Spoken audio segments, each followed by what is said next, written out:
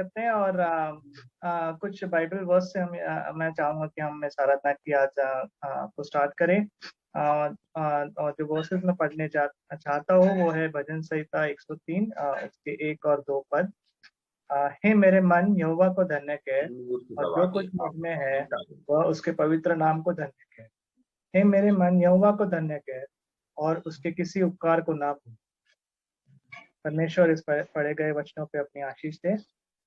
आइए आज आनी की तबीयत ठीक नहीं है। आनी मेरे साथ मिलके कुछ गाना गाने वाले थे, बट आनी की तबीयत अचानक थोड़ा उसको बुखार आ गया, तो वो आज सो रही है फिलहाल, तो मैं वो ज्वाइन नहीं कर पाई। आइए हम परमेश्वर की आराधना के लिए एक छोटा सा गीत गाए और उसके पहले मैं रेवरेंड सुबन सोना नाना से प्रार्थना करता हूँ कि विनती करना चाहता हूँ कि वो प्रार्थना में ओपनिंग प्रेयर में हमारी अगुवाई। आइए प्रार्थना में जाएंगे। धन्यवाद धन्यवाद धन्यवाद प्रभु, तेरी महिमा स्तुति प्रशंसा करते हैं। पूरे सप्ताह भर बचा कर रखने के लिए आज का समय दिया कि हम पूरे परिवार के लोग इस जूम के द्वारा इकट्ठे हो सके। प्रभु जी, यद्यपि हम भिन्न भिन्न स्थानों में है, लेकिन तेरा आशीष अनुग्रह हुआ कि प्रभु जी हम एक साथ एक दूसरे को देख पा रहे हैं, बातचीत कर रहे हैं। और आज जबकि इस मीटिंग को हम आप आरंभ करने जा रहे हैं, आपकी मधुर उपस्थिति चाहते प्रभु जी हमारे बीच में उपस्थित होकर आशीष दे। आज के हर एक कार्यक्रम को तेरे हाथ में समर्पित करते हैं प्रभु जी। आपने हमें संभाल कर रखा। यदि हमने मनसा वाचा या कर्मणा से तेरे विरुद्ध पाप किया है, आज हम तेरे सामने मान लेते हैं, हमें तो क्षमा कर। हमारे परिवार के हर एक जनों के साथ हो, विशेष करके लतिका के लिए धन्यवाद देते हैं। आज उसका जन्मदिन तूने दिखाया है प्रभु जी, पिछले साल संभाल के रखा। आने वाले दिनों के लिए प्रार्थना करते सुरक्षित रख, हर विपत्ति बुराई महामारी सबसे बचा कर रख। इस कोरोना महामारी से हम सबको बचा कर रख कि हम परिवार के लोग सुरक्षित रहें। और जिनको टीका नहीं लगा है प्रभु जी, ऐसा उपाय करके हर कोई टीका लगाने में आगे हो सके प्रभु जी, ताकि इस कोरोना महामारी से हम अपने जीवन को सुरक्षित कर सके। आज के हमारे वक्ता संजीव के लिए प्रार्थना करते उसके तो साथ हो, जबकि वो हमारे 3rd जनरेशन का बच्चा है जिसको तूने अपने काम के लिए चुना है। उससे तू अपना पवित्र आत्मा का मसा दे प्यारे प्रभु जी, कि तेरे वचन को बड़े हियाव और गंभीरता से हम सबों के बीच में प्रचारित करे। अपने बुद्धि से नहीं परंतु तेरी आत्मा से वो वचन हमारे हृदय में कार्य करने वाले हो सके। पूरे हर एक परिवार के लिए प्रार्थना करते सब के साथ प्रभु जी, इस प्रारंभिक प्रार्थना में हर एक की उपस्थिति के लिए आपको धन्यवाद देते हैं। जितने भी उपस्थित है सबको तो आशीष दे, किसी रीति से हमें एक दूसरे से जुड़े रहे, एक दूसरे से प्रेम करते रहे।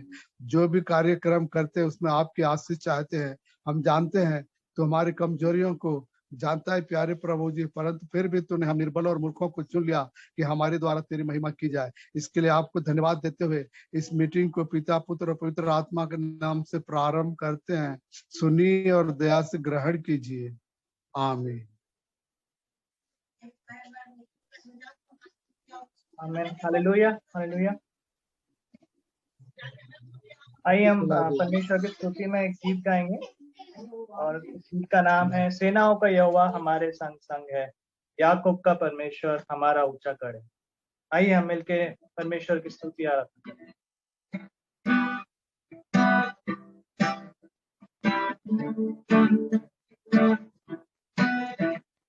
सेनाओं का यहोवा हमारे संग संग है, याकूब का परमेश्वर हमारा ऊंचा गढ़ है। सेनाओं का यहोवा हमारे संग संग है, याकूब का परमेश्वर हमारा ऊंचा गढ़ है।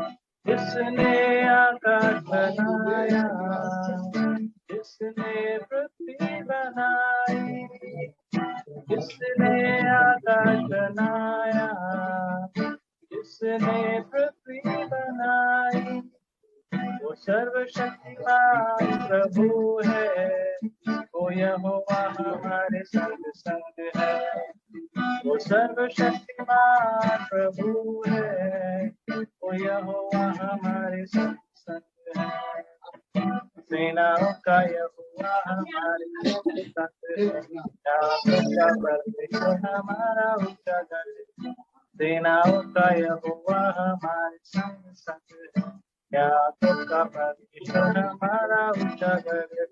समुद्र को जिसने डुबादा, जंगल में से मार को निकाला। समुद्र को जिसने डुबादा, जंगल में से मार को निकाला। जो वायदे को करता है पूरा, वो यहोवा हमारे संग संग है। वो वायदे को करता है पूरा, वो यहोवा हमारे संग संग है। सेनाओं का यहोवा हमारे संग संग है। याकोब का परमेश्वर हमारा ऊंचा घर है। सेनाओं का यहोवा हमारे संग संग है। याकोब का परमेश्वर हमारा ऊंचा घर है। नाज़र को जिसने गिनाया, जक्कई को जिसने बचाया। नाज़र को जिसने गिनाया, जक्कई को जिसने बचाया। जिसके लिए सब कुछ संभव, वो यहोवा हमारे संग संग है। जिसके लिए सब कुछ संभव, वो यहोवा हमारे संग संग है। सेनाओं का यहोवा हमारे संग संग है। याकोब का परमेश्वर हमारा ऊंचा घर है। सेनाओं का यहोवा हमारे संग संग है। याकोब का परमेश्वर हमारा ऊंचा घर है। Hallelujah, hallelujah.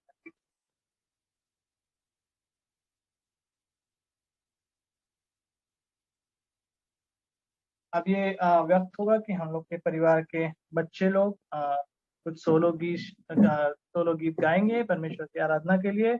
और सबसे पहले मैं बेटी साक्षी सोना से रिक्वेस्ट करता हूँ कि वो गीत गा के परमेश्वर की महिमा में हमारी बेटी साक्षी सोना।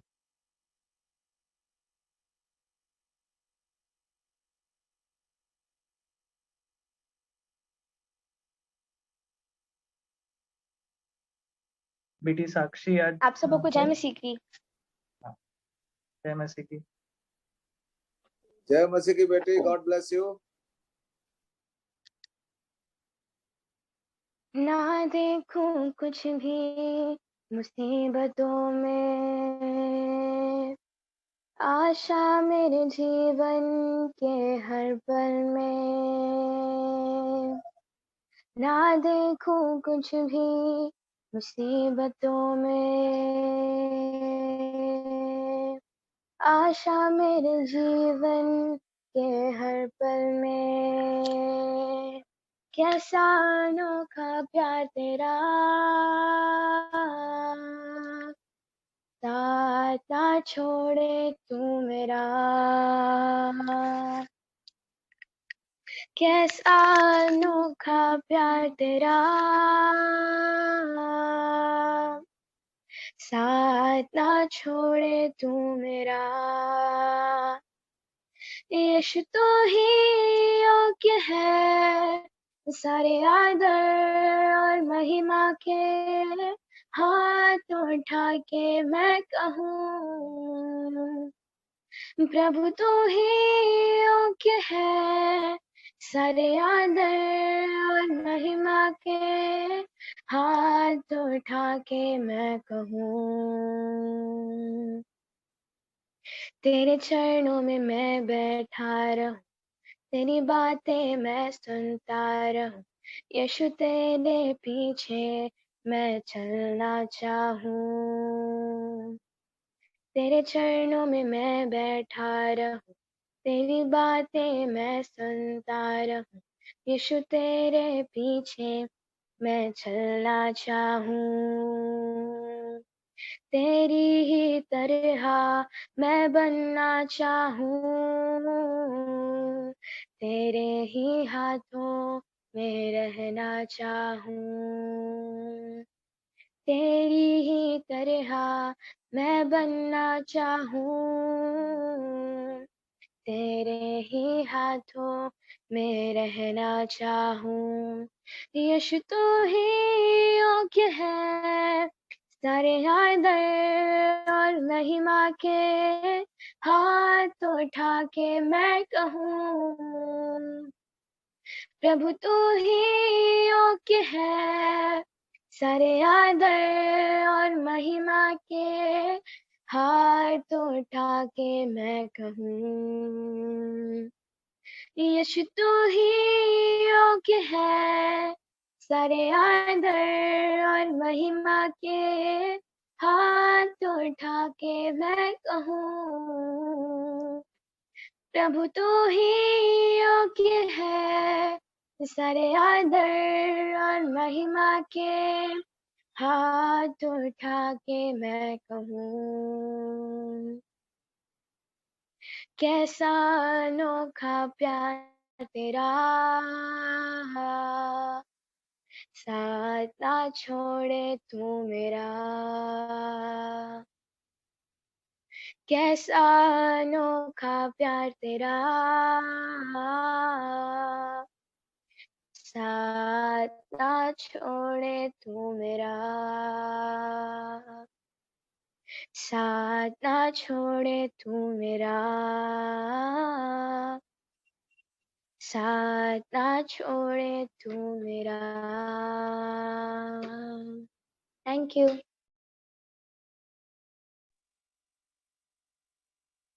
परमेश्वर के धन्यवाद हो इस सुंदर से गीत के लिए बेटी साक्षी के द्वारा। अब मैं बेटी एंजल सोना से रिक्वेस्ट करूंगा कि वो भी परमेश्वर के लिए एक गीत गाए और हम सबकी अगुवाई करें। बेटी आप एंजल। सबों को जय मसीह की। जय मसीह की। मैं परमेश्वर की महिमा में गीत गाना चाहूंगी जिसका नाम है तेरा लहू बड़ा कीमती है प्रभु। तेरा लहू बड़ा कीमती है प्रभु, तेरा लहू बड़ा कीमती है, तेरा लहू बड़ा कीमती है प्रभु, तेरा लहू बड़ा कीमती है, क्योंकि उस लहू में जो ताकत है जिससे हम पाते हैं छुटकारा, क्योंकि उस लहू में जो ताकत है जिससे हम पाते हैं छुटकारा, तेरा लहू बड़ा कीमती है प्रभु, तेरा लहू बड़ा कीमती है, तेरा लहू बड़ा कीमती है प्रभु, तेरा लहू बड़ा कीमती है। तूने वो लहू बहाया है सारी दुनिया को बचाया है, तूने वो लहू बहाया है सारी दुनिया को बचाया है, कभी तूने किसी से न कुछ मांगा, कभी तूने किसी से न कुछ चाहा, कभी तूने किसी से न कुछ मांगा, कभी तूने किसी से न कुछ चाहा, तेरा लहू बड़ा कीमती है प्रभु, तेरा लहू बड़ा कीमती है, तेरा लहू बड़ा कीमती है प्रभु, तेरा लहू बड़ा कीमती है। Thank you.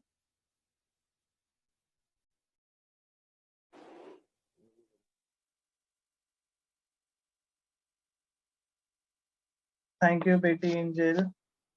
अब मैं रिक्वेस्ट करूंगा बेटा आयुष से कि वो भी अपना गीत परमेश्वर के लिए अपना गीत अपना गाएं। बेटा आयुष लाल। मसीह की दो सबको जय मसीह की। मैं आपके सामने एक गाना गाऊंगा, बोल मैं आपके सामने एक गाना गाऊंगा। जोर जोर से गा।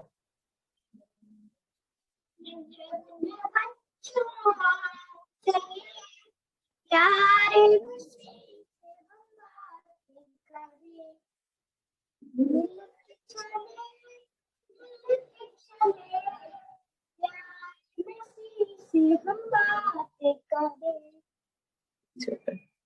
छोटा प्यारा यीशु कभी न लड़ा, जोर से। हम भी किसी से कभी न लड़े। मिल के चले प्यारे मसीह से हम बातें करें। खाना और कपड़ा वो देता हमें, और पापा और भाई बहन ने चले मिल के चले प्यारे मसीह से हम बातें करें।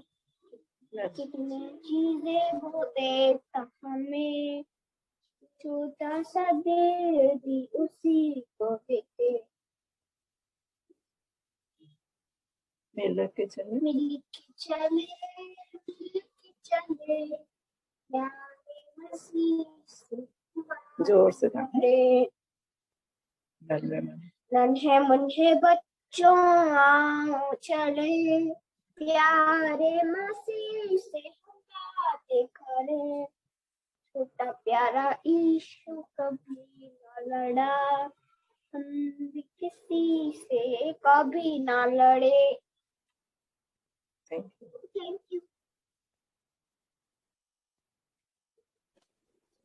तूने मुझे आगे पीछे। मैं एक पद बोलूंगा। मैं एक पद बोलूंगा।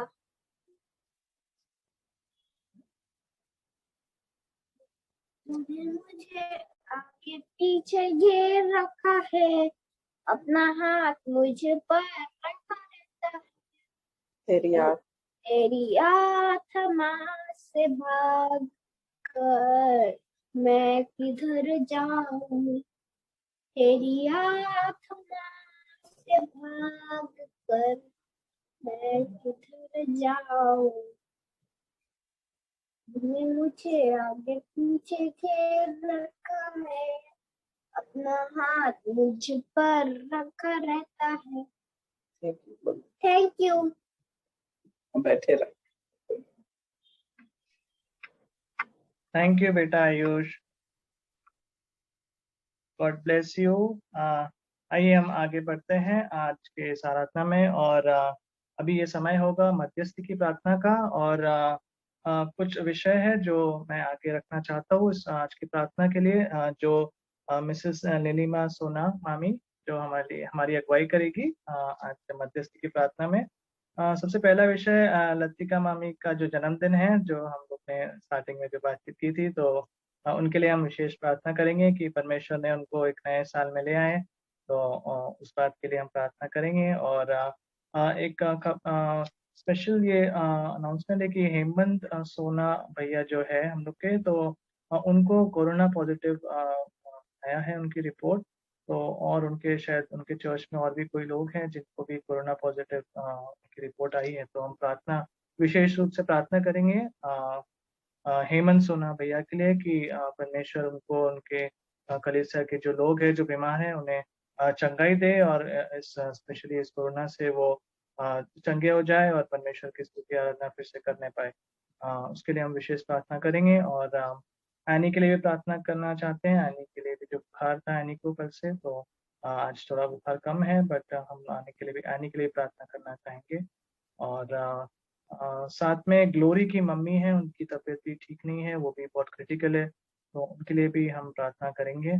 और इसके अलावा अगर कुछ और विषय होंगे स्पेशली कोरोना और उसके वैक्सीनेशन से रिलेटेड, कि हम देख रहे हैं देश भर में जो वैक्सीनेशन स्टार्ट हो चुका है। सो परमेश्वर उस वैक्सीनेशन के द्वारा भी जो भी प्रोसेस है उसमें सबकी अगुवाई करे, और यह होने पाए कि हमारे देश से और ये पूरे वर्ल्ड से ये पूरी बीमारी निकल जाए, और उसके लिए हम प्रार्थना करेंगे। और पप्पा के लिए भी प्रार्थना करेंगे। पप्पा को 1 हफ्ता हो गया है, काफी बीमार हैं, कमजोर हैं, इसलिए ज्वाइन भी नहीं करे हैं। रेवरेंड नेथन सोना। Thank you. हम अपनी आंखों को बंद करें, अपने सिरों को झुकाएं और एक मन और एक चित्त होकर परमेश्वर के सामने सारी विनतियों को रखें। हालेलुया, स्तुति महिमा धन्यवाद तारीफ प्रशंसा के जीते और सामर्थ्य परिचिता, धन्यवाद धन्यवाद धन्यवाद के साथ स्तुति करते हुए आपके चरणों के पास अपने बड़े परिवार के साथ एक आत्म होकर के आते हैं प्रभु जी, और आपके नाम को महिमा देते हैं। इस रात्रि की बेला में पिता परमेश्वर आपके नाम को ऊंचा ऊंचा ऊंचा उठाते प्रभु जी, और आपकी आराधना करते परमेश्वर पिता, क्योंकि प्रार्थना के सुनने वाले परमेश्वर आप है प्रभु। हमारे जीवन में हर्ष आनंद देने वाले, हमारे जीवन में जो दुख क्लेश और विपत्ति आते उससे छुटकारा देने वाले हमारे जीवित परमेश्वर आप है प्रभु जी। इसलिए हम आपकी महिमा और महिमा करते पिता, और हम सब मिलकर के आपको हृदय से धन्यवाद करते हैं कि आज आपने हम सबों को जीवितों के बीच में रखा है पिता परमेश्वर, स्वस्थ भला चंगा रखा है प्रभु जी। हम आपका धन्यवाद करते हैं।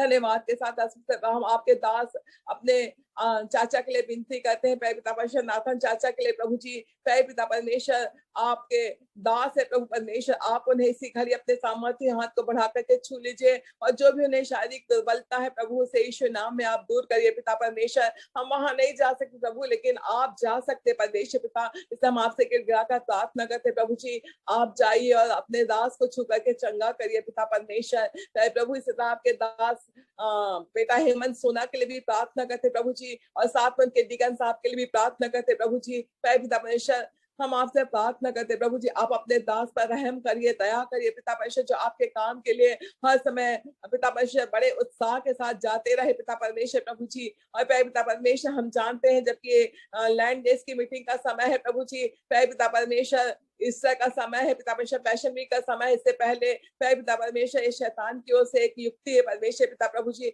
लेकिन प्रभु आपका वचन तो कहता है पिता धर्मी यदि 7 बार गिरे तो पिता परमेश्वर आप उसे उठा करके खड़ा करते प्रभु जी। पिता परमेश्वर बेटे को पिछले बीते दिनों में आपने अद्भुत चंगाई दी पिता परमेश्वर। पिता परमेश्वर जब उसका एक्सीडेंट हो गया था, आज भी पिता आप उसे चंगा करने वाले हमारे यहोवा रफा है प्रभु जी। आप यहोवा रफा के नाम की चंगाई को बेटे के जीवन में बहने के पिता परमेश्वर। प्रभु परमेश्वर करुणा पॉजिटिव है पिता परमेश्वर, लेकिन प्रभु जी आप असंभव को संभव करने वाले परमेश्वर, जैसे अभी हम सब ने गाया है प्रभु जी। तो पिता परमेश्वर बेटे को अद्भुत से छू करके चंगाई दीजिए, उसके उनके डीकन को चंगाई दीजिए परमेश्वर प्रभु जी, ताकि कलीसिया का जो जिम्मेदारी, कलीसिया की जो देखभाल उन्हें करना है उसे फिर से आपके आत्मा की अगुवाई में करने पाए पिता परमेश्वर। इन दिनों में जब ये अपने बिछौनों पर पड़े पिता परमेश्वर, या प्रभु जी उन्हें क्वारंटाइन किया गया, हॉस्पिटलाइज किया गया, हम नहीं जानते कैसी स्थिति प्रभु, लेकिन आप जानते प्रभु जी। लेकिन हम एक ही बात जानते प्रभु, आप हमारे हमारा उन्हें उठा करके खड़ा करने वाले परमेश्वर है। इससे पहले प्रभु जो भी उन्हें सेवा करना है उसके लिए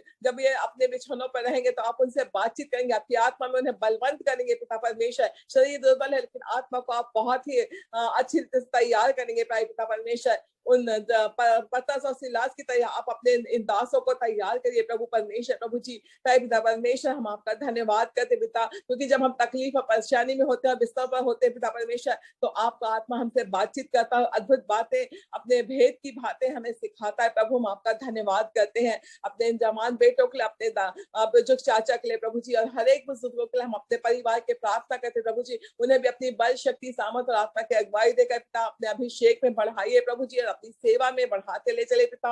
और हम सब के लिए जब आशीष के रूप में रखा है तो उनके द्वारा हम सब आशीषित होने पाए प्रभु जी, और वे सब भी स्वस्थ भले चंगे रह सके प्रभु जी, ऐसी दया करिए पिता परमेश्वर। हम अपनी बेटी एनी के लिए भी प्रार्थना करते पिता परमेश्वर, जो निरंतर आपकी सेवा में लगी रहती है अपने पति के साथ प्रभु जी, अपने परिवार के साथ प्रभु जी। पिता एक सुंदर सा परिवार उसे दिया है पिता परमेश्वर, हम आपका धन्यवाद करते पिता परमेश्वर। प्रार्थना करते पिता परमेश्वर वो उस घर की बेटी बन के उस घर में रहती पिता परमेश्वर, और पिता परमेश्वर आप उसकी सुधि लीजिए पिता परमेश्वर। और जैसे आपने पतरस की सास के ज्वर को हाथ बढ़ा करके छुआ, वो चंगी हो गई, ऐसे आज हमारी बेटी को छू लिया पिता परमेश्वर, और आपके नाम से हमारी बेटी चंगी हो जाए पिता परमेश्वर। प्रभु जी आपकी चंगाई की सामर्थ इसी समय उसके शरीर में बहने पाए प्रभु जी। और पिता परमेश्वर आपकी सामर्थ में वो बुखार के सारे बुखार से, सारे गले के तकलीफ से पिता परमेश्वर छुटकारा पाए प्रभु जी। हम आपका धन्यवाद और धन्यवाद करते पाए पिता परमेश्वर। प्रार्थना करते पाए पिता परमेश्वर अपनी बहन मिसेस शशि राज के लिए पिता परमेश्वर, जो पिता परमेश्वर बहुत दिनों से हॉस्पिटल में पड़ी है पिता परमेश्वर प्रभु जी। उन्हें जो भी तकलीफ है पिता परमेश्वर, पिता परमेश्वर एक एक तकलीफ आप हमसे बेहतर जानते प्रभु जी। और पिता परमेश्वर आज उस बहन के पास भी जाकर अपने शिफा भरे हाथ को उन पर बढ़ाइए, हमारी यही प्रार्थना है प्रभु परमेश्वर। हाँ प्रभु जी, जब दो लोग एक मन के होकर आपसे मांगते तो आप उसे पूरा करते प्रभु जी। और हमने तो दो से ज्यादा यहाँ इकट्ठे होकर के आपसे मांगा प्रभु जी। हम पूर्ण विश्वास करते कि आप हमारे प्रियो को छुएंगे और चंगाई देंगे परमेश्वर पिता प्रभु जी। पिता परमेश्वर हम अपनी बेटियों के लिए धन्यवाद करते पिता। नन्ही बेटियां जब अपने नन्हे होठों से आपकी स्तुति और प्रशंसा करती पिता परमेश्वर, बड़े हर्ष आनंद के साथ इन्हें भी पिता परमेश्वर और नन्हे बेटे को भी आपके हाथ रखते जो अपने नन्हे होठों से आपकी प्रशंसा स्तुति करता है पिता परमेश्वर। इन तीनों बच्चों को विशेष रीति से पिता और अधिक आत्मा में अभिषेक देकर बढ़ाइए प्रभु जी। और न केवल तीनों बच्चे लेकिन हमारे परिवार के हर एक बच्चे उत्साहित होकर के आपके राज्य के कार्य के लिए और आपकी बढ़ते महिमा के लिए सामने आ सके पिता परमेश्वर। अपने विभिन्न टैलेंट्स के द्वारा आपकी महिमा कर सके प्रभु, हमारी आज यही विनती है पिता परमेश्वर। प्रार्थना करते पिता परमेश्वर हर एक को आप स्वस्थ भला चंगा रखिए। और हमारे देश और सारे देश में जो कोरोना है पिता परमेश्वर, कोरोना के सारे संक्रमण को केवल आप और आपके लहू की सामर्थ से पिता परमेश्वर हम इससे निजात पा सकते प्रभु जी, हम इससे छुटकारा पा सकते प्रभु। इससे आपके लहू की सामर्थ और आपके अलौकिक सामर्थ पिता परमेश्वर इस बीमारी को, इस छोटे से वायरस को जिसने पूरे राष्ट्र में, पूरे विश्व में तबाही मचा रखी पिता परमेश्वर, उससे प्रभु जी आप अपने सामर्थ्य नाम में नरक के कुंड में डाल दीजिए पिता परमेश्वर। और प्रभु जी हमारी प्रार्थना है कि सबसे हम सबों को, हमारे पूरे विश्व को छुटकारा दीजिए, विशेषकर भारत देश को छुटकारा दीजिए प्रभु। हमारे देश में जो वैक्सीनेशन का कार्य चल रहा प्रभु, और जहां जहां वैक्सीनेशन का कार्य पूरे विश्व में चल रहा प्रभु, सारे वैक्सीनेशन के कार्य को हम आपके हाथ में रखते पिता परमेश्वर। हम नहीं जानते क्या है कैसा है, लेकिन हम एक बात जानते प्रभु, अपने लहू की एक बूंद उस वैक्सीनेशन में, उस वैक्सीन में डाल दीजिएगा प्रभु जी, क्योंकि आपके लहू में शिफा है, जय है, मुक्ति है, चंगाई और छुटकारा है प्रभु जी। इससे हम प्रार्थना करते हैं जब हम सबों की भी टर्न आए वैक्सीन लगवाने की पिता परमेश्वर, तो आपके लहू की सामर्थ उस वैक्सीन में हो पिता परमेश्वर। हम सबों को कोई भी साइड इफेक्ट, उसका कोई भी पिता परमेश्वर दुष्प्रभाव ना होने पाए प्रभु, ऐसी विनती हम आपसे करते हैं पिता परमेश्वर। प्रभु जी हम आपका हृदय से धन्यवाद और धन्यवाद करते प्रभु जी। पिता परमेश्वर आप हमारे जीवन में हर्ष और आनंद के अवसर को लाते प्रभु जी। आज हम सबों का हृदय धन्यवाद से भरा है प्रभु परमेश्वर, अपनी बहन लतिका के लिए पिता परमेश्वर, जिसके जीवन में आपने एक नया वर्ष जोड़ा प्रभु जी। बीते वर्ष में आपने उसके जीवन में बड़े बड़े काम किए, आश्चर्य काम किए पिता परमेश्वर, अब तक उसे संभाल के रखा परमेश्वर पिता प्रभु जी, और हर तरह की आशीष से परिपूर्ण किया पिता परमेश्वर, और स्वस्थ भला चंगा रखा है प्रभु। हम आपका हृदय से धन्यवाद करते हैं, जो सदा आपके लोगों की और सब लोगों की, परिवारजनों की सेवा के लिए तत्पर रहती प्रभु जी। पिता हम अपनी बहन के लिए आपका लाखों लाख धन्यवाद करते हैं, उसकी सुंदर सेवा के जीवन के लिए आपका धन्यवाद करते पिता परमेश्वर। और जिस जगह पर काम करते कार्य क्षेत्र के लिए भी हम आपका धन्यवाद करते हैं कि ऐसी जगह पर वो कार्य करती पिता, जहाँ पिता परमेश्वर प्रभु जी सचमुच में आवश्यकता है आपके लोगों की प्रभु जी। हम आपका धन्यवाद करते हैं उन बच्चों को जिन्हें वो पढ़ाती है परमेश्वर पिता प्रभु जी। आपकी स्तुति करते हैं कि उनके जीवन के द्वारा, उनके कार्य के द्वारा उस जगह पर पिता लोग आपको जान पाते हैं प्रभु जी। पिता परमेश्वर के जीवन में जो नया वर्ष जोड़ा, इस नए वर्ष में भी उसे आशीषित करे पिता, और अधिक अपनी आत्मा से परिपूर्ण करे पिता परमेश्वर प्रभु जी। हम प्रार्थना करते पिता परमेश्वर, जो भी सेवा वो आपके राज्य के लिए भी करती है, आपके राज्य के जो बोलती पिता परमेश्वर, उन्हें वहां 4 गुना लौटाएगा प्रभु परमेश्वर। प्रभु जी हम प्रार्थना विनती करते हैं अपनी बहन के लिए प्रभु जी, पिता परमेश्वर से इस तरह स्वस्थ भला चंगा रखिए और बहुतों के लिए आशीष आकान बनाइए, दीर्घायु से स्थित करिए पिता परमेश्वर, अपने किए हुए उद्धार का दर्शन दीजिए प्रभु। हम आपसे प्रार्थना करते पिता परमेश्वर, हमारी बहन के एक एक कार्य पर आपकी आशीष का हाथ, पिता बल बुद्धि ताकत आत्मा की अगुवाई अभिषेक बहुत और उसके जीवन में उंडेल लिए प्रभु परमेश्वर की, और बहुतों के लिए आशीष आकान हो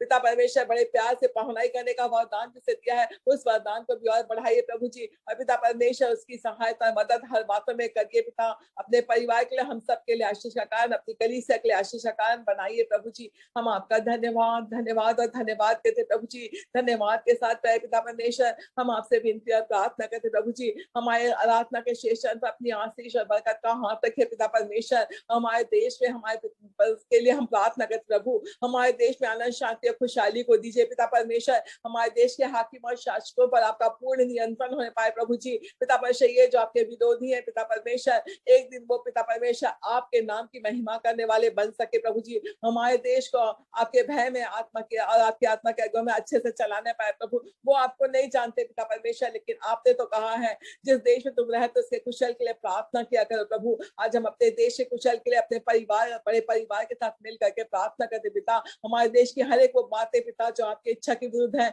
हर एक वो कार्य जो आपकी इच्छा के विरुद्ध है परमेश्वर पिता, वो पिता परमेश्वर आपके अलौकिक सामर्थ से दूर किए जाए पिता परमेश्वर। और प्रभु परमेश्वर सचमुच में पिता परमेश्वर हमारे देश में आपका राज है पिता। हमारे देश की एक एक आत्मा आपके लिए जीती बचाई जाए पिता। और जो लोग आपके प्रचार कार्य में, आपके इस राज्य के बढ़ती के कार्य में लगे हैं, उन सबको अपना नया ताजा अभिषेक देकर के स्वस्थ तंदुरुस्त रखे, नित नित नई अगुवाई दीजिए, नई आत्मा का अभिषेक देकर के नया बनाइए पिता परमेश्वर। आत्मा में बलवंत करिए कि पिता परमेश्वर और अधिक आपके कार्य को, आपकी सेवकाई को कर सके। हम जानते हैं प्रभु जितना विरोध होता उतना ही आपका काम बढ़ता है पिता परमेश्वर। तो इस विरोध के समय भी पिता परमेश्वर आपके राज्य की बढ़ती होने पाए, ऐसी हम सब मिल करके आपसे विनती करते हैं पिता परमेश्वर। प्रभु जी सारी महिमा हम आपको देते प्रभु जी। हम प्रार्थना करते पिता परमेश्वर, आपसे विनती करते पिता, आपके वचन को प्रचार करने के लिए हमारे बेटे संजीव को आपने चुना है परमेश्वर। प्रभु परमेश्वर आप उसे आत्मा का अभिषेक दीजिए प्रभु परमेश्वर। बोलने वाला हमारा बेटा नहीं, लेकिन आपका आत्मा हो पिता परमेश्वर। प्रभु जी हमारी प्रार्थना है पिता परमेश्वर, आपके आत्मा के अगुवाई में बेटा आज के सुंदर वचन को प्रचार करने पाए पिता परमेश्वर। उसके होठों को वेदी के अंगार से छूकर शुद्ध और पवित्र करे पिता, ताकि आपका पवित्र वचन हम सबके हृदय को छेदे और भेदे, हम सबके हृदय से बातचीत करे पिता परमेश्वर। चाहे प्रभु जी आराधना के शेष चरण को हम आपके हाथ में समर्पित करते प्रभु जी। और प्यारे पिता परमेश्वर धन्यवाद के साथ प्रभु जी इस विनती प्रार्थना को आपके प्यारे बेटे यीशु मसीह के अतुल्य मीठे नाम से मांगते, राजा दया से सुनिए और ग्रहण कीजिए। आमीन। आमीन।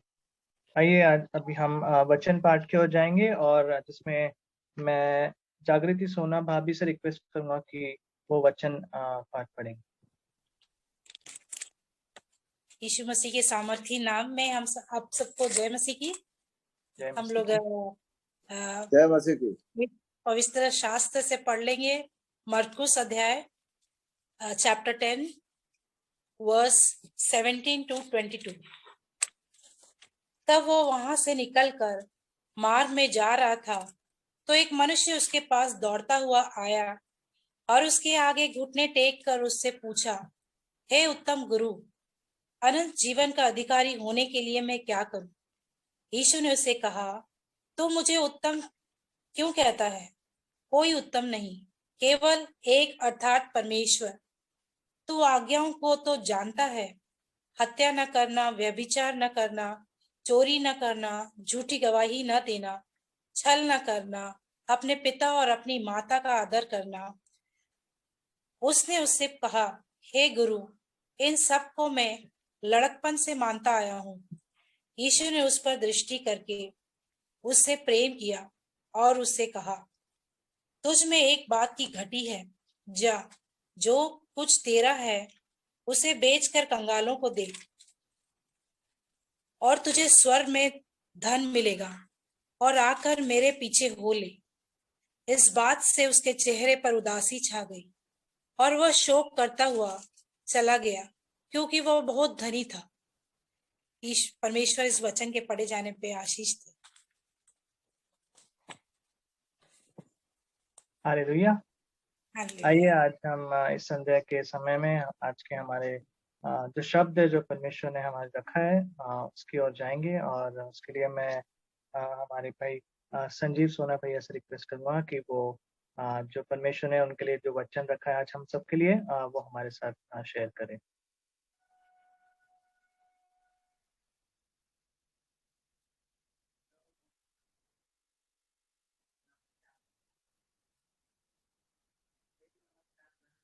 संजीव भैया।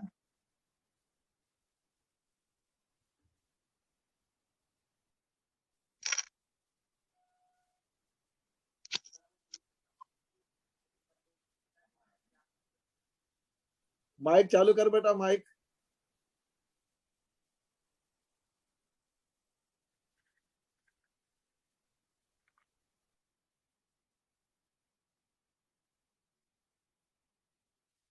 परमेश्वर पिता के नाम से आप सबों को प्रेम नमस्कार। नमस्कार, गॉड ब्लेस यू। जय मसीह की।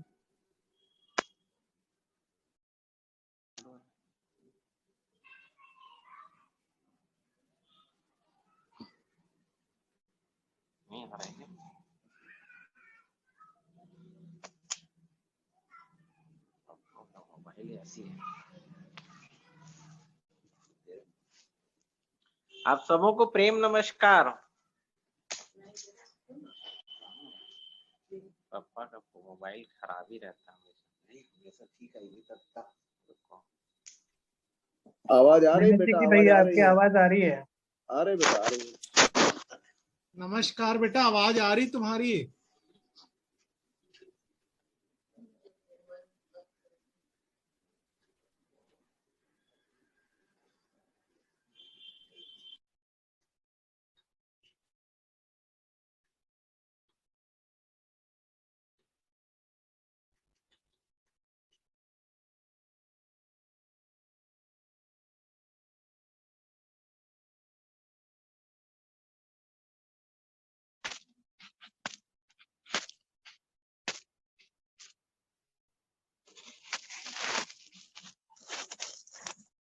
आप सबों को जय मसीह की। जय मसीह की।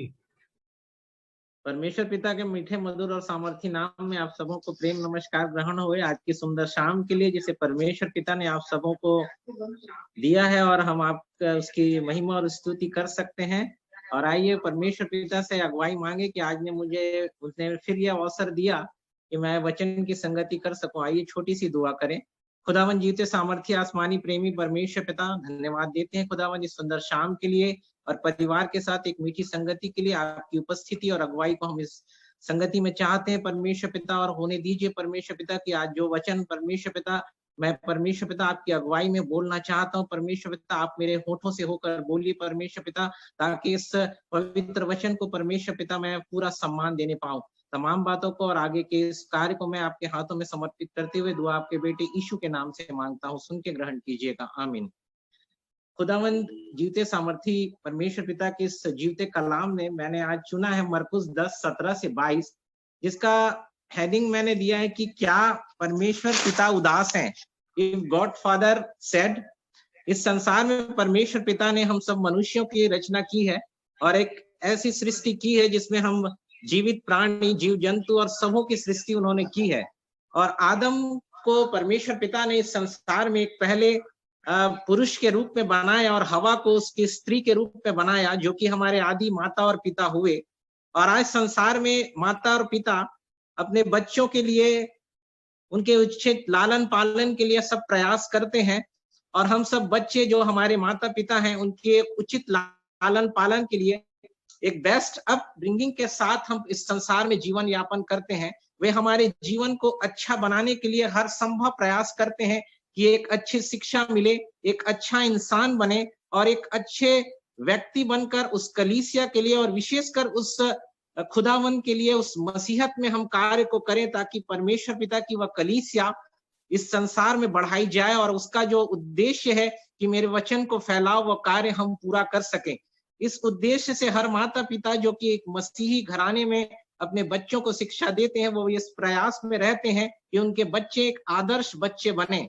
परंतु जब माता पिता देखते हैं कि एक सांसारिक शिक्षाओं के बावजूद और एक अच्छी शिक्षा के बावजूद उनके बच्चे रास्ते से भटक जाते हैं, तो माता पिता के जीवन में बहुत उदासी आती है।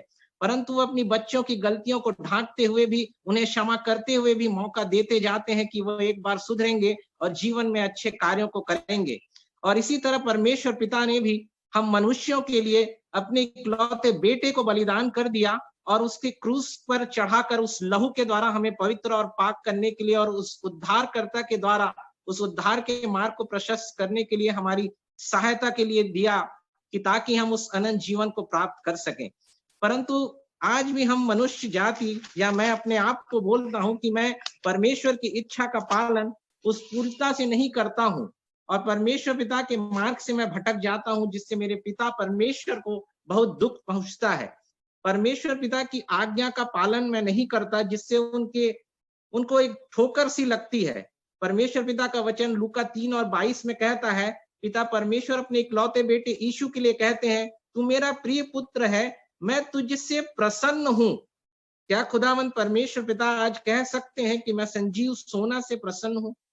क्या वह उस अंत के समय में या उस न्याय के समय में परमेश्वर पिता, जब न्याय के समय में मैं जाऊंगा तो कह सकूंगा उनके आगे कि मैं अपने आप को वहां प्रेजेंट करूंगा, तो क्या वह ऐसी बातें मेरे लिए बोल पाएंगे? शायद अभी तो मैं इस बात को मैं नहीं कह सकता, क्योंकि मैं इस योग्य ही नहीं हूं।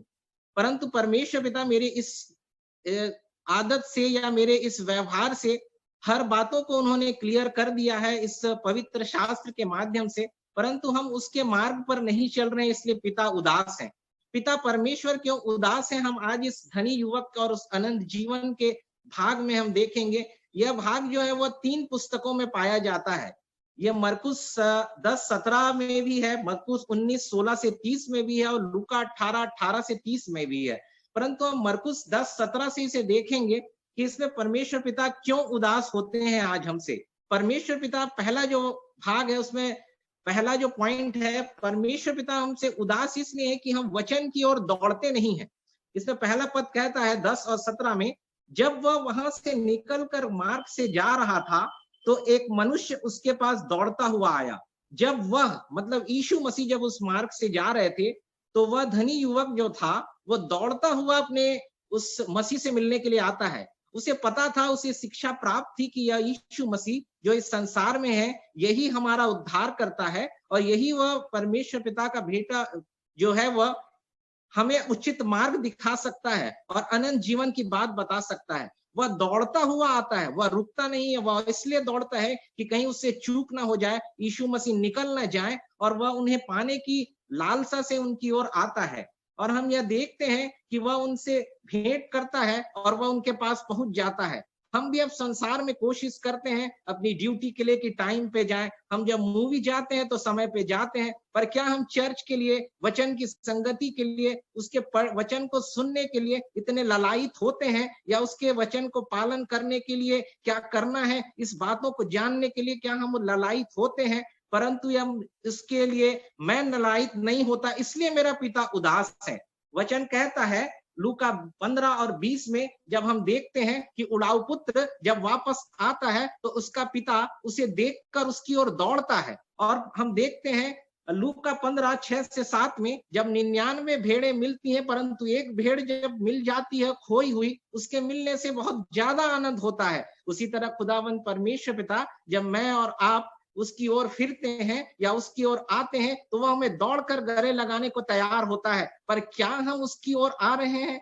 क्या हम उसकी ओर दौड़कर आ रहे हैं? क्या हम उसके लिए मिलने के लिए ललायित हो रहे हैं?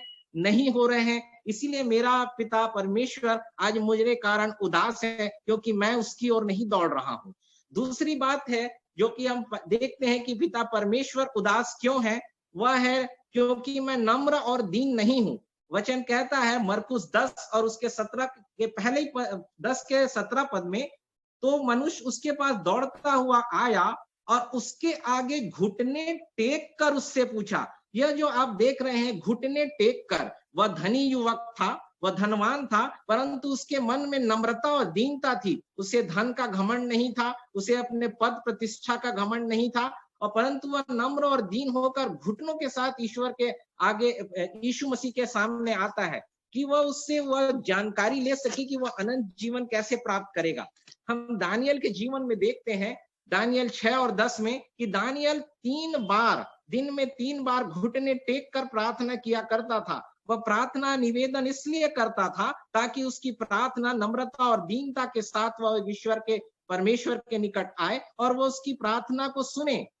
जब हम भी अपने जीवन में जब कोई विपरीत परिस्थितियां आती हैं तो हम नम्र और दीन होकर यदि खुदावंत से मांगते हैं तो वह हमारी इच्छा को, हमारी उस कार्य को, अगर वह हमारे स्वार्थ के लिए नहीं है परंतु परमेश्वर की योजना के अनुसार है, तो अवश्य पूरी करता है।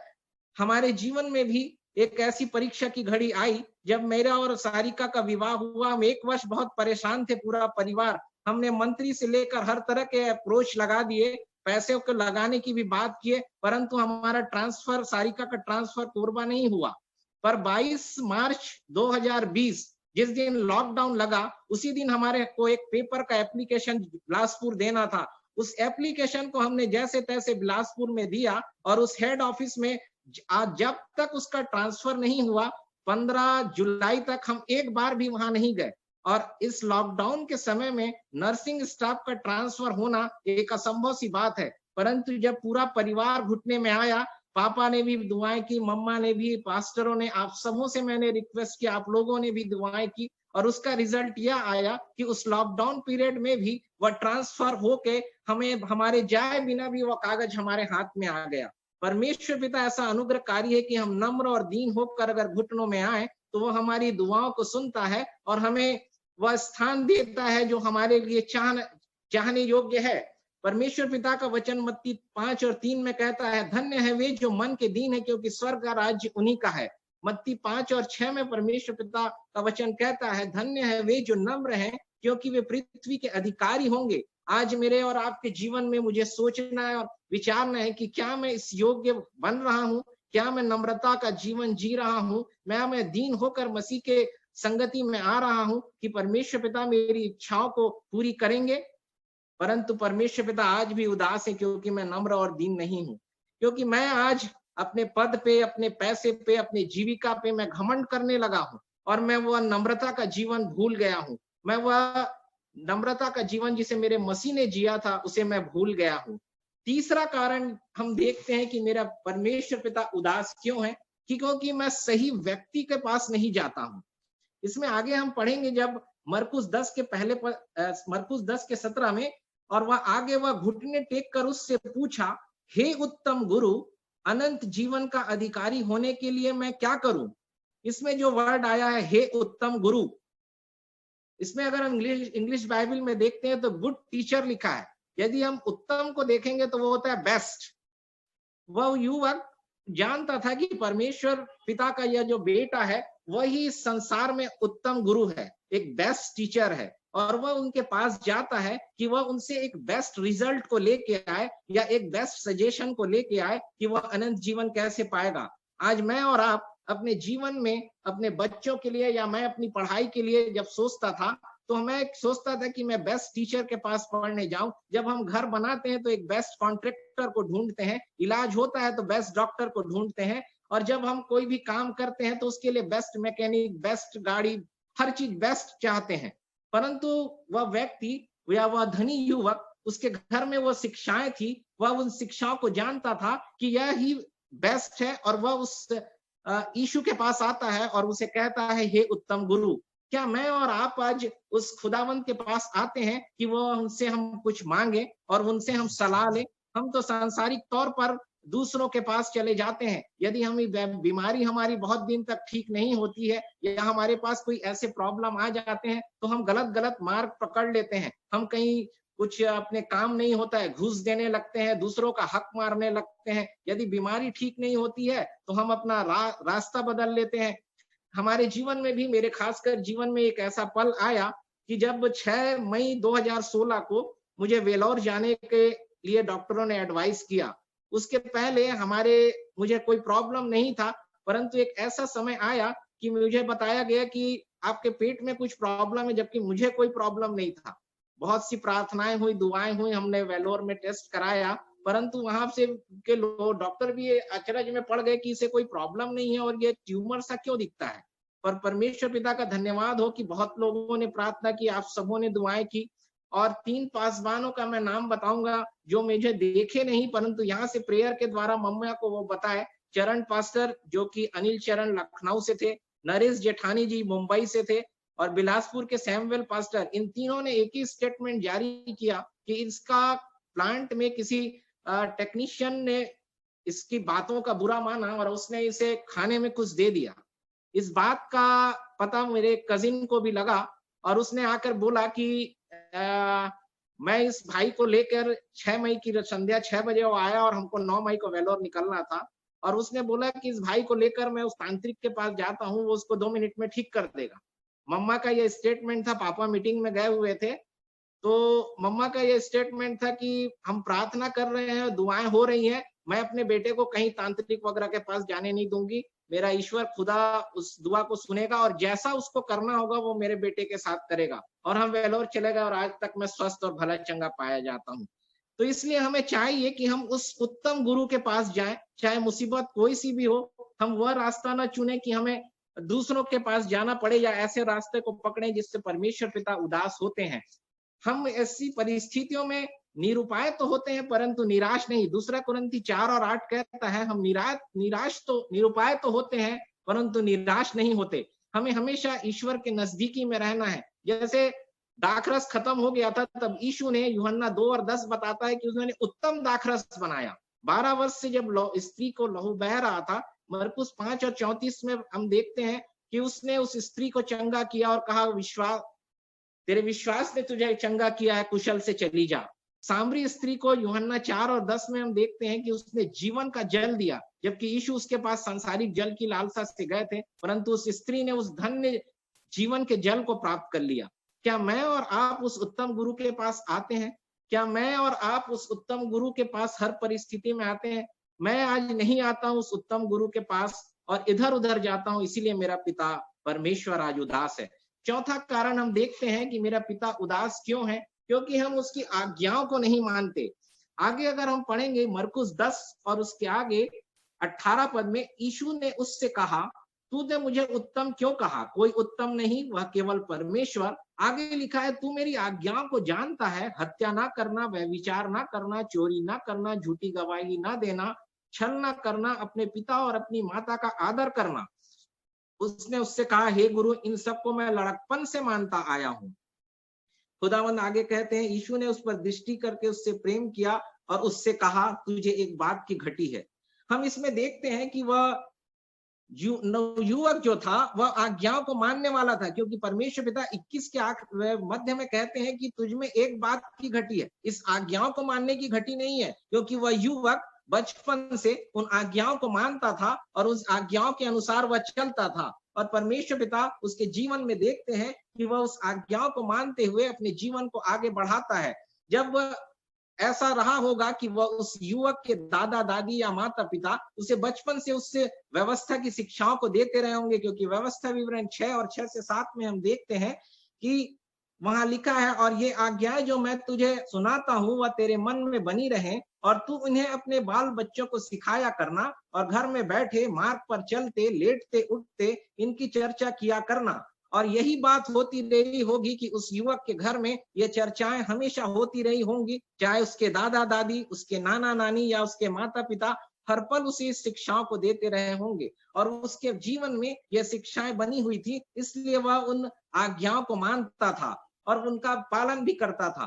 परंतु हम जब आगे देखते हैं कि वह आज्ञा जो वह मानता था, अगर आज मैं और आप अपने जीवन में देखें तो हम बोलते हैं कि वो 10 आज्ञाएं बहुत कठिन है, उसको मानना पॉसिबल नहीं है। मैं 2 मानता हूं, मैं 1 को नहीं मानता, बस इस तरह की बातें मैं खुद करता हूं। पर परमेश्वर पिता का वचन 1 यूहन्ना 5 और 3 में कहता है क्योंकि परमेश्वर से प्रेम रखना यह है कि हम उसकी आज्ञाओं को माने और उसकी आज्ञाएं कठिन नहीं, उसकी आज्ञाएं कठिन नहीं है लिखा है, क्योंकि परमेश्वर का वचन जीवित वचन, सत्य वचन है। जब वो कह रहे हैं कि ये आज्ञाओं को मानना कठिन नहीं है, मैं और आप अपने जीवन में ऐसी एक टेंडेंसी बना लिए हैं कि इस आज्ञाओं को मानना बहुत कठिन है, परंतु वास्तव में आज्ञाओं को मानना बिल्कुल भी कठिन नहीं है, क्योंकि यह बात परमेश्वर पिता का वचन कहता है। परमेश्वर पिता का वचन आगे कहता है, यीशु जब इस बात की गवाही देते हैं कि यदि हम इन आज्ञाओं को मानेंगे और इन आज्ञाओं पर चलेंगे, तो यीशु कहते हैं मत्ती 7 और 24 में, इसलिए जो कोई मेरी बातें सुनकर उन्हें मानता है वह बुद्धिमान मनुष्य के समान है जिसने अपना घर चट्टान पर बनाया है। क्या मैं और आप अपना घर चट्टान पर बनाए हैं और इन आज्ञाओं को मानने के कारण वह घर बना है? परमेश्वर पिता उसी तरह यहोशू से कहते हैं, यहोशू 1 और 7 में परमेश्वर पिता उससे कहते हैं, इतना हो कि तू हियाव बांध और बहुत दृढ़ हो, जो व्यवस्था मेरे दास मूसा ने तुझे दी है उन सब के अनुसार करने में चौकसी करना और उनमें से ना तो दाहिने मुड़ना और ना बाएं, तब जहां जहां तू जाए वहां वहां तेरा काम सफल होगा। अगर हम आज्ञाओं को मानते हैं तो हमारे काम सफल होते हैं, पर क्या मैं आज आज्ञाओं को मानता हूं?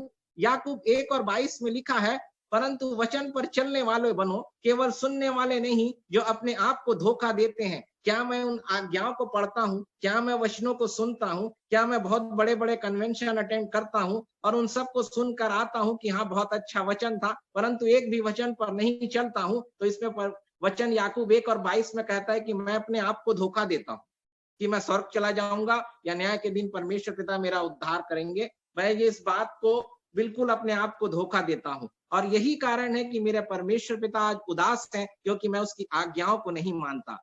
पांचवी बात हम इसमें देखेंगे कि मेरे परमेश्वर पिता उदास इसलिए हैं क्योंकि मैं सही समय पर निर्णय नहीं लेता। यदि हम मरकुस, अगर हम इसी का जो भाग एक ही पद में लूंगा मत्ती से, क्योंकि उसमें मत्ती के उस भाग को हम देखेंगे जहां लिखा हुआ है मत्ती 19 और उसके 20 में, उस जवान ने उससे कहा इन सब को मैंने माना है, अब मुझ में किस बात की घटी है। वह व्यक्ति जो युवक था वह जवान था। यह तीनों अध्याय में यही वर्ड जो है ये एक बार इसमें आया है मत्ती के 20 में कि वह जवान था। और वह जवान था मतलब अगर हम अपने इस इंडियन एज के हिसाब से देखें तो 18 से 30 वर्ष के बीच उसकी आयु रही होगी। और वचन बताता है अगर हम देखें कि अगर हमारी आयु जो भजन संहिता 90 और 10 में है, हमारी आयु के वर्ष 70 और चाहे बल के कारण 80 वर्ष भी हो जाए, मतलब 70 और 80 वर्ष का एक एवरेज एज है, परंतु वह युवक कम समय में अपने आप को परमेश्वर पिता की ओर फेरना और उस अनंत जीवन को पाने की इच्छा रखता है। और वह अनंत जीवन पाने की इच्छा रखते हुए वह जवान उनकी ओर आता है। पर क्या मैं आज अपने इस उम्र के पड़ाव में भी परमेश्वर पिता की ओर आने की इच्छा रखता हूँ? क्या मैं इस निर्णय को अपने जीवन में सही समय पर ले रहा हूँ? क्या मैं अपने आप को रोमियो 12 और 1 के अनुसार जैसा लिखा है कि इसलिए हे भाइयों मैं तुमसे परमेश्वर की दया स्मरण दिलाकर विनती करता कि अपने शरीर को जीवित, पवित्र और परमेश्वर को भावता हुआ बलिदान करके चढ़ाओ। क्या मैं अपने आप को पवित्र और भावता हुआ परमेश्वर पिता की ओर ला रहा हूँ, या मैं सही समय में निर्णय लेकर उसकी ओर आ रहा हूँ? मुझे और आपको सोचना है कि क्या मैं इन बातों को अपने समय पूर्ण कर रहा हूँ। यदि हम देखें तो परमेश्वर पिता का पुत्र भी नहीं जानता कि वह दूसरे आगमन की घड़ी कब होगी, क्योंकि यीशु मसीह कहते हैं कि इस घड़ी को सिर्फ पिता ही जानते हैं।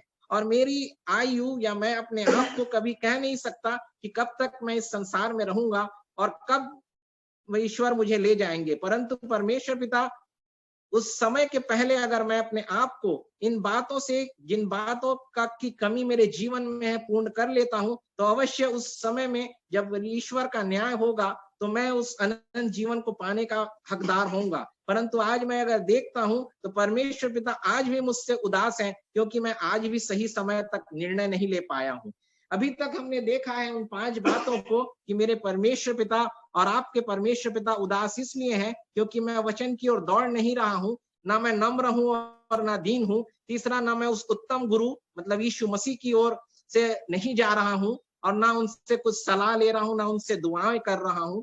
चौथी बात, ना मैं उनकी आज्ञाओं को मान रहा हूं। पांचवा, मैं ना अपने सही समय पे निर्णय ले रहा हूं, क्योंकि आज हम डाकू को देखते हैं कि वह तो अंतिम समय में पश्चाताप कर लिया, हम भी कर लेंगे, परंतु वो समय अब नहीं है, क्योंकि हमें मालूम ही नहीं है कि वो अंत और मेरा अंत कब हो जाएगा।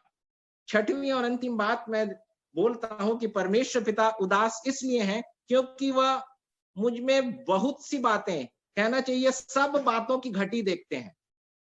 अगर हम फिर से मरकुस 10 को देखें और उसके 21वें पद को, यीशु ने उस पर दृष्टि करके उससे प्रेम किया और उससे कहा तुझ में एक बात की घटी है, जा जो कुछ तेरा है उसे बेचकर कंगालों को दे तो तुझे स्वर्ग में धन मिलेगा और आकर मेरे पीछे हो ले।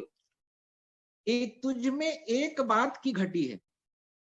यीशु मसीह कहते हैं कि तुझ में, तू तो सब कुछ अच्छे से मानता है, तू नम्र भी है, तू घमंड भी नहीं है, तू दीन भी है, तू उत्तम गुरु के पास आया है क्योंकि यीशु मसीह ही उत्तम सलाह दे सकते हैं। और आगे कहते हैं कि तू इन आज्ञाओं को भी मानता है, लड़कपन से मानता आया है, मैं सबको एक्सेप्ट करता हूं, पर तुम में एक बात की घटी है। परमेश्वर पिता उसके जीवन में उस धन के लालच को देखते हैं कि वह सांसारिक धन का लालच करता है। मरकुस 10 और 23 कहता है धनवानों का परमेश्वर के राज्य में प्रवेश करना कठिन है, क्योंकि उस युवक के धनी युवक था और उसके मन में सांसारिक धन की लालसा और इच्छा थी और वह उस पर घमंड करता था। उसे परमेश्वर पिता से ज्यादा भरोसा अपने धन पर था, इसीलिए वह उदास हो जाता है जब परमेश्वर पिता व यीशु मसीह उसके इस बात को कहते हैं। और आगे अगर हम मत्ती 6:19 से 21 में देखेंगे, अपने लिए पृथ्वी पर धन इकट्ठा ना करो जहां कीड़ा और काई बिगाड़ते हैं, जहां चोर सेंध लगाते और चुराते हैं, परंतु अपने लिए स्वर्ग में धन इकट्ठा करो जहां न तो कीड़ा और न काई बिगाड़ते हैं, जहां चोर न सेंध लगाते और न चुराते हैं, क्योंकि जहां तेरा धन है वहां तेरा मन लगा रहेगा। बस यही कारण है कि उस धनी युवक का मन संसार में लगा रहता है और वह बहुत उदास हो जाता है, क्योंकि अगर हम देखें उसके जीवन में किसी बात की घटी नहीं थी। यदि मैं आज एग्जाम देता हूं और मेरे 7 सब्जेक्ट हैं और 6 सब्जेक्ट में मैं डिस्टिंक्शन पाता हूं और एक सब्जेक्ट में फेल हो जाता हूं, तो मेरा रिजल्ट फेल ही आएगा, मैं पास नहीं हो सकता। सेम स्थिति आज हमारे जीवन में भी है। यदि हम परमेश्वर के बताए हुए मार्ग में चलते हैं और किसी एक बात में चूक कर जाते हैं, तो शायद वह रिजल्ट हमारा फेल आएगा उस न्याय के दिन में। तो मेरे जीवन में बहुत सी बातों की कमी है। मुझे अपने आप में स्वयं असेसमेंट करना है, सेल्फ असेसमेंट करना है कि क्या मैं विश्वासी हूँ, क्या मैं नम्र हूँ, क्या मैं आज्ञाकारी हूँ, या मैं परमेश्वर पिता का भय मानता हूँ, क्या मैं पाप से रहित हूँ, क्या मैं प्रार्थना करता हूँ, क्या मैं उसको अपना उत्तम गुरु मानता हूँ। और अगर मुझे में इस बात की कमी है या घटी है, तो परमेश्वर पिता आज भी मुझसे उदास हैं। और आज भी मेरे और आपके पास समय है कि हम समय रहते पिता परमेश्वर की वचन की ओर दौड़ें और नम्र और दीन बने और उत्तम गुरु यीशु के पास आए और पिता की आज्ञाओं को माने और आज ही निर्णय लें, क्योंकि आज ही समय है, पता नहीं यह समय फिर कब आएगा। और अंतिम यह कि उन बातों में खड़े रहें जिन्हें परमेश्वर पिता मेरे और आपके जीवन से चाहते हैं। परमेश्वर पिता मेरी और आपकी सहायता करें कि हम भी परमेश्वर पिता को अपने जीवन के द्वारा खुश रखें, उदास ना रखें, क्योंकि अंतिम बात कहता है इस बात से उसके चेहरे पर उदासी छा गई, वह शोक करता हुआ चला गया क्योंकि वह बहुत धनी था।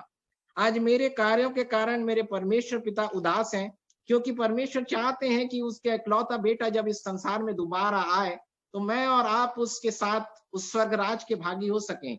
परंतु वो उदास हैं क्योंकि इतनी शिक्षाओं के बावजूद, अपने इकलौते बेटे के लहू बहाने के बावजूद और इतने दासों की शिक्षा और को सुनने के बावजूद आज मेरा जीवन फिर भी वैसे ही है। परमेश्वर पिता इसलिए दुखी हैं। आइए अब हम सब संकल्प करें और यह करें कि हम परमेश्वर पिता को अपने जीवन के द्वारा महिमा दें और वह हमारे जीवन से प्रसन्न हो, ताकि वह अपने इकलौते बेटे के समान कह सके, मैं बेटे तुमसे भी प्रसन्न हूँ। परमेश्वर पिता इस जीवित वचन के द्वारा हम सबों को आशीषित करें। आमीन।